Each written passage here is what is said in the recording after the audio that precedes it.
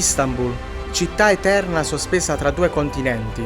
Un tempo Bisanzio, poi Costantinopoli, cuore dell'impero romano d'Oriente e dei sultani ottomani. Passeggiando tra cupole dorate e mercati vivaci, senti l'eco di un passato che vive ancora e ti accorgi che questo luogo non si visita, si vive. Benvenuti a Istanbul!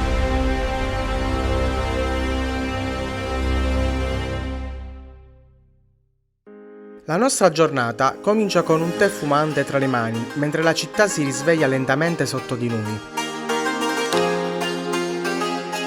Raggiungiamo il Gran Bazar, uno dei mercati coperti più antichi e grandi al mondo. Ci lasciamo incantare dalle lampade colorate, tappeti dai motivi raffinati, tessuti a mano con pazienza e maestria. Un'esplosione di profumi e colori, spezie che parlano di viaggi, scambi e culture lontane.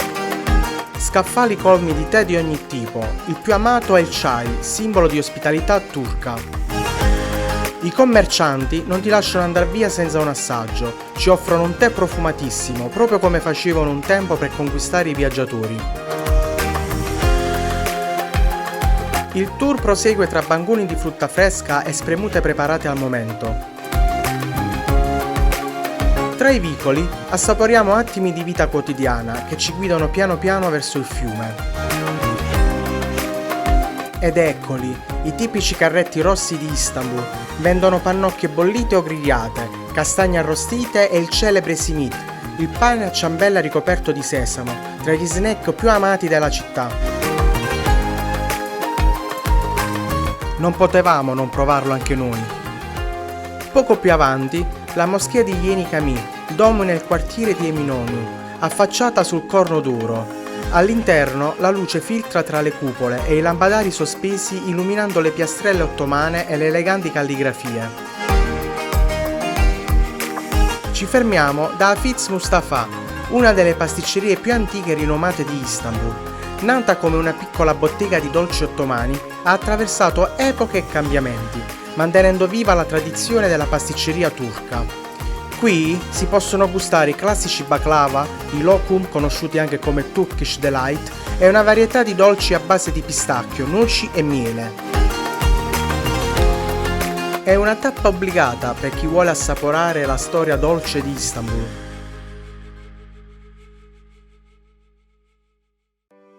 Dopo questa dolce pausa ci dirigiamo verso la moschea di Solimano.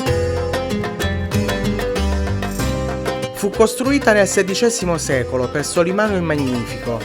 Ha un interno spazioso con una grande cupola centrale. Le decorazioni in ceramica di Iznik rivestono le pareti, mentre le colonne in marmo provengono da Alessandria, Baalbek e antichi palazzi bizantini.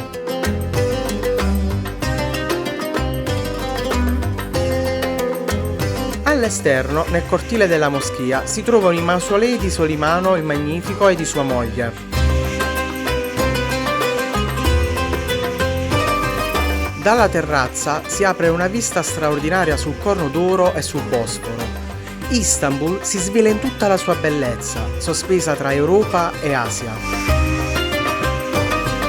Il Parco Gulan è un angolo di pace nel cuore di Istanbul. Camminando tra i viali alberati si respira un'atmosfera rilassata, lontana dal caos cittadino. Un tempo parte dei giardini del Palazzo Topkapi, oggi è aperto a tutti e conserva un fascino imperiale. Un venditore di popcorn ci invita dietro al banco e ci ritroviamo a mescolare chicchi con la paura che potessero scoppiare da un momento all'altro.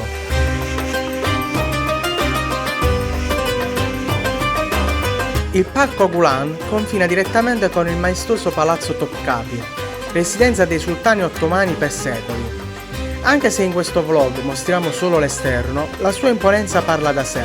Mura antiche, torri e portali che raccontano la storia di un impero.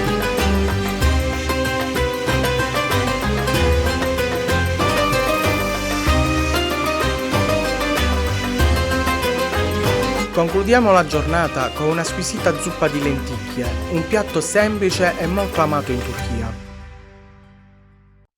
Il giorno dopo iniziamo la giornata con la visita alla Moschea Blu. All'ingresso si nota il gesto dell'abluzione, un momento di purificazione prima della preghiera.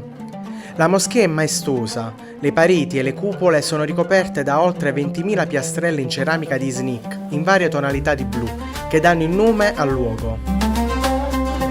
Costruita all'inizio del XVII secolo per ordine del sultano Ahmed I, la moschea blu è l'unica moschea imperiale di Istanbul, con 6 minareti, un capolavoro dell'architettura ottomana. La moschea ha un ampio cortile interno, circondato da un portico con archi e colonne in marmo. Al centro si trova una fontana per le abluzioni. Sul ponte di Galata i pescatori sono una presenza iconica. Lanciano le loro lenze, pescano tra le correnti del Bosforo e a volte vendono il pesce ai ristoranti o ai passanti. Attraversato il ponte si entra in uno dei quartieri più antichi di Istanbul, dominato dall'imponente torre di Galata, costruita dai genovesi nel XVI secolo come parte delle fortificazioni della loro colonia, alta quasi 67 metri di altezza. Ci fermiamo da Galland e qui non potevamo non assaggiare la celebre San Sebastian Cheesecake. La torta arriva già profumata e cremosa, ma la vera chicca è il bicchierino di cioccolato fuso che ti portano a parte. Puoi versarlo tu, lentamente, creando un piccolo rituale di pura goduria, superlativa. Ci addentriamo nel quartiere Beyoğlu, scusate la pronuncia, e percorriamo un'elegante zona pedonale che si snoda tra palazzi storici, boutique, caffetterie e gallerie d'arte. Qui passa il tram storico rosso, che sembra uscito da un'altra epoca, un'icona che aggiunge fascino retro al cuore moderno della città.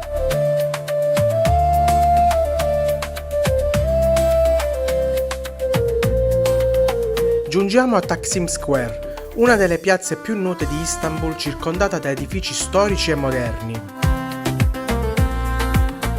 Al centro si trova il Monumento della Repubblica, inaugurato nel 1928 e scolpito dall'artista italiano Pietro Canonics, in memoria della fondazione della Repubblica Turca.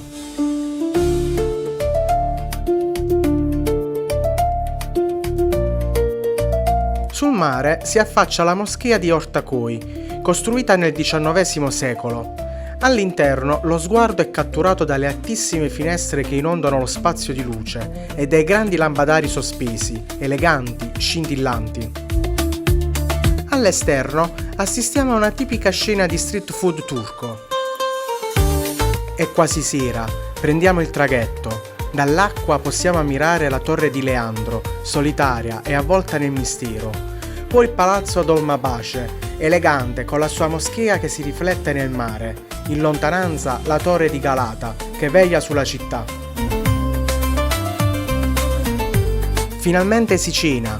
Ci concediamo una pizza turca al formaggio calda e fragrante, poi spiedini di kebab teneri e appena tolti dalla brace, e infine l'immancabile hummus, vellutato e profumato, da gustare con pane caldo.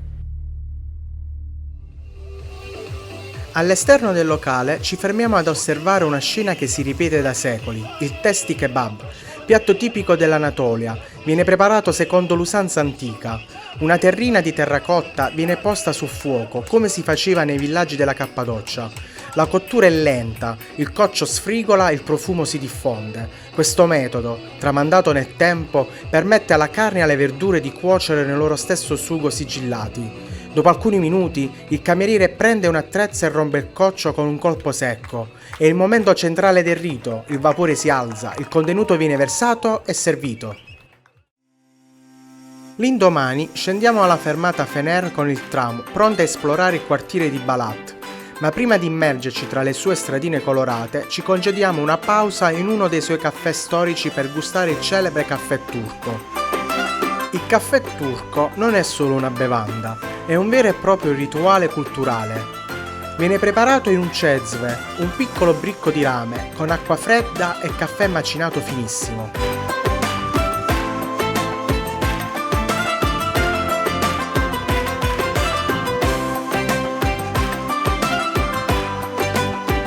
Si cuoce lentamente, senza mescolare, fino a formare una schiuma densa. Servito in tazzine piccole, spesso accompagnato da lokum, i dolcetti turchi, si beve lentamente, lasciando il fondo nella tazza. In passato si usava persino per leggere il futuro. si capovolgeva la tazza e si interpretavano le forme lasciate dai fondi. Davvero buono!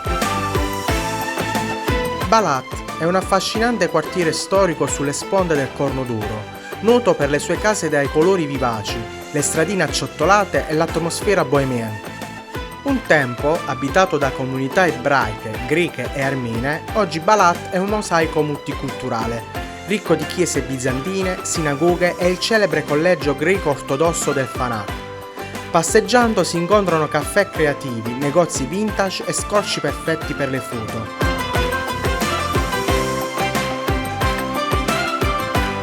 Per pranzo giungiamo da Kasap Osman, un locale storico aperto dal 1964, famoso per il suo kebab. La carne è tenera, cotta su fuoco vivo, secondo la tradizione turca. Ordiniamo il classico doner kebab, servito con pane caldo, insalata e salsa leggera. Fantastico!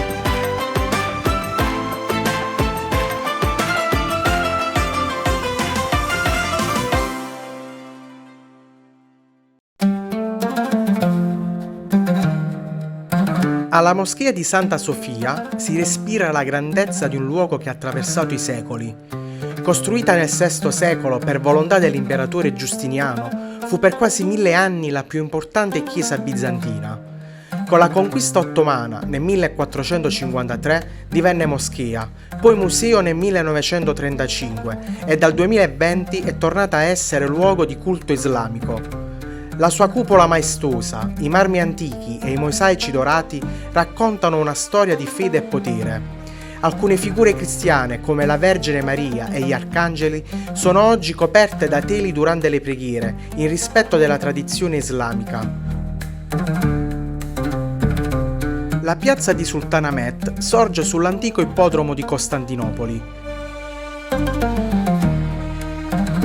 Al centro, l'obelisco egizio, eretto nel IV secolo d.C. per volere dell'imperatore romano Teodosio, proviene da Eliopoli in Egitto.